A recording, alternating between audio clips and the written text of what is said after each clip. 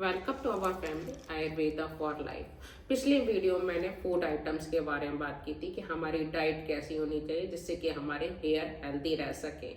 आज मैं कुछ हर्ब्स के बारे में बात कर रही हूँ जिससे कि हमारे हेयर हेल्दी रह सके, उनकी प्रॉपर ग्रोथ हो और वो अर्ली एज में ग्रेइंग होने से बचे रहें।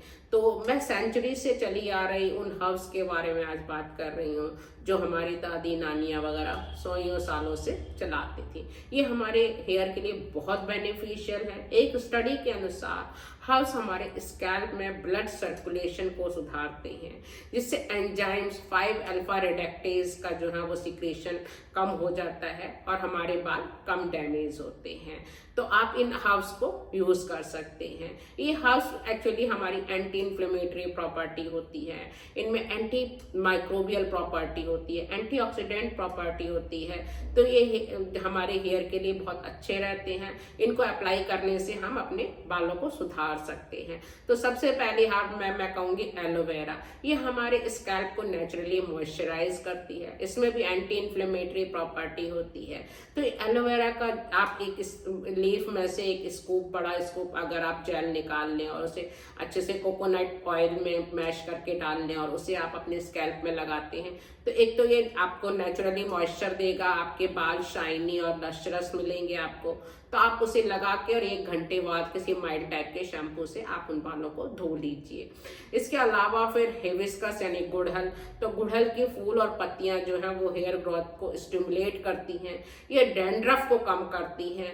तो आप गुड़हल और फूल की पत्तियों को पहले पानी में उबाल लें और फिर उसको जो है अच्छे से मैश करने के बाद आप उसको छान करके उसे अपने बालों में लगा सकती हैं।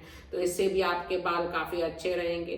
थर्ड जो है वो रेड जिनसेंग, ये भी हमारे बालों के सेल्स की एक्चुअली केराटिनोसाइट्स होती हैं जिसमें केराटिन बनता है, तो उसको डैमेज होने से ये बचाती है। तो एक स्टडी के अनुसार अगर आपके बाल जो है वो जिनसेंग में आप मतलब लगाते हैं तो वो सेल की डेथ को प्रिवेंट करता है, जिससे कि हमारे हेयर लॉस कम होता है। तो इसे भी आप ऑलिव ऑयल या कोकोनट ऑयल के साथ पका करके आप उसे एक्चुअली जिनसेंग पाउडर को आप ऑलिव ऑयल या कोकोनट ऑयल में आप उसे मिला करके गर्म कर लें अच्छे से और फिर उसे आप मिला के लगा सकते हैं अपने बालों में। चौथा मैं कहूँगी रोजमेरी, ये भी हेयर ग्रोथ को स्टिमुलेट करता है और हेयर फॉलिंग को प्रिवेंट करता है। तो आप इसे भी कोकोनट ऑयल में मिला करके रोजमेरी ऑयल को उसे भी आप अपने बालों में लगा सकते हैं, उससे भी आपके बाल हेल्दी रहेंगे। इसके अलावा आंवला हमारे बालों के लिए बहुत अच्छा है। ये विटामिन सी से रिच होता है और इसमें एंटीऑक्सीडेंट प्रॉपर्टी होती है, मतलब इसमें बहुत सारे पॉलीफिनॉल्स पाए जाते हैं। तो ये हमारे हेयर ग्रोथ तो स्टिमुलेट करते ही हमारे बालों को शाइनियर रखते हैं, हमारे बालों को जल्दी सफ़ेद होने से बचाते हैं। तो आंवला को आप जूस निकाल कर आप पी सकते हैं, ये भी आपके बालों के लिए बहुत अच्छा रहेगा। आपके ओवरऑल स्किन के लिए, आपके ओवरऑल हेल्थ के लिए भी बहुत अच्छा रहेगा। इसके अलावा आप अगर आंवला को जो है वो अपने उबाल करके या आंवले का पल्प को स्कैल्प में अपने लगाते हैं तो वो भी आपके लिए बहुत अच्छा रहेगा। आंवले का ऑयल भी आप उसे यूज कर सकते हैं, उसे भी बालों में आप लगा सकते हैं, ये भी आपके बालों को हेल्थी देगा। तो आप आंवले का ऑयल से अपने बालों की मालिश कर सकते हैं। इसके अलावा मोरिंगा जो होता है उसमें भी एंटी इन्फ्लेमेटरी प्रॉपर्टी होती है और ये हमारे बालों को पोल्यूशन और फंगल जो है इन्फेक्शन से भी बचाता है।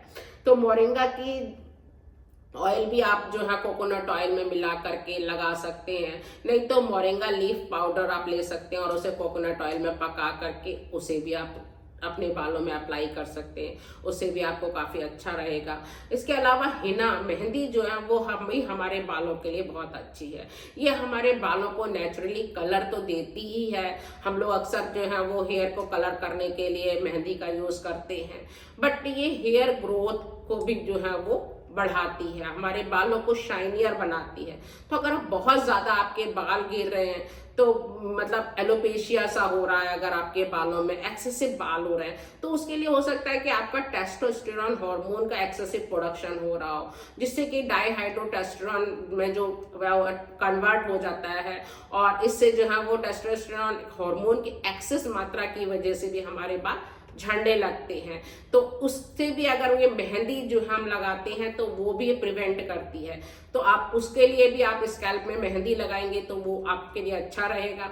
तो आप इस मेहंदी को आप वीक में 2 बार लगाएं और उसके बाद माइल्ड शैम्पू से आप धो लें, तो ये भी आपके लिए काफी फायदेमंद होगी। इसके अलावा शिकाकाई बहुत अच्छा हर्ब है। ये एक नेचुरली मतलब माइल्ड शैम्पू टाइप का है, क्लींजर है ये। तो इसे विटामिन सी इसमें रिच होता है और इसमें बहुत सारे जो है एंटीऑक्सीडेंट प्रॉपर्टी होती है। डैंड्रफ को ये कम करता है, हमारे इचिंग और स्कैल्प में ड्राइनेस को ये कम करता है। तो ये नेचुरली हेयर ग्रोथ को भी प्रमोट करता है। तो ये हम इसे यूज कर सकते हैं शिकाकाई को एज ए क्लींजर। साथ में हम रीठा बहुत अच्छी जो है हर्ब है, तो रीठा को भी हम लोग नेचुरली क्लींजर की तरह यूज करते थे। हमारी दादी नानियां तो पहले रीठा को ऐसे ही बालों को धोती थी और लंबे समय तक उनके बाल हेल्दी रहते थे और कभी भी काले नहीं मतलब सफेद नहीं होते थे, लंबे समय तक उनके बाल काले रहते थे। इसमें भी एंटी फंगल और एंटी बैक्टीरियल प्रॉपर्टी होती है, तो ये हमारे बालों को इन्फेक्शंस और डैंड्रफ से भी बचाता है। इसके अलावा फेनुग्रीक भी बहुत अच्छा है, जिसे हम मेथी बोलते हैं। इसमें बी विटामिन होते हैं, एंटीऑक्सीडेंट और फ्लेवोनॉइड से भरपूर होती है। तो मेथी को अगर आप रात को सोख करके रख देते हैं आधी चम्मच मेथी को, तो सुबह आप उसका पानी पी सकते हैं। उसे उबाल लें और उसका पानी पिए और जो बचा हुआ मेथी का जो बची हुई होती है उसको आप पेस्ट बनाकर उसके अपने बालों में लगा लेते हैं, तो इससे भी आपके बाल काफी अच्छे रहेंगे। इसके अलावा भृंगराज जो है वो भी आयुर्वेद का बहुत बड़ा मतलब मेडिसिन है और इसमें हम ये भी हेयर फॉलिकल के जो ग्रोथ है उसको प्रमोट करता है और उसको मतलब हेयर जो ग्रोथ साइकिल है उसको मॉड्यूलेट करता है। तो आप भृंगराज ऑयल भी अपने बालों में लगा सकते हैं। आप वीक में 2 बार अगर भृंगराज ऑयल लगाएंगे तो वो भी आपके लिए बहुत अच्छा रहेगा। इसके अलावा आप अगर चाहें तो भृंगराज ऑयल और आंवला का ऑयल भी मिलाकर लगा सकते हैं, तो उससे भी काफी अच्छा रहेगा। तो आज मैंने आपको बहुत सारे जो हैं वो हर्ब्स के बारे में बताया जिन्हें आप यूज करके अपने बालों को हेल्दी रख सकते हैं। कल मैं बालों को अर्ली मैच्योर जो इमेच्योर जो है जिन ग्रेइंग ऑफ हेयर जिन्हें आप कहते हैं, जिन्हें हम कि कम एज में हमारे बाल सफेद हो जाते हैं, तो उसके क्या कारण है, तो कल उस बारे में मैं डिस्कस करूंगी। तो आप मेरी वीडियो देखते रहें। अगर आपको मेरी वीडियो अच्छी लगी है तो प्लीज लाइक और शेयर करें। अगर आपने अभी तक मेरा चैनल सब्सक्राइब नहीं किया तो सब्सक्राइब जरूर कर लें। मैं इसी तरीके से आपसे हेल्थ से रिलेटेड वीडियो आपसे देती रहूंगी। Thank you.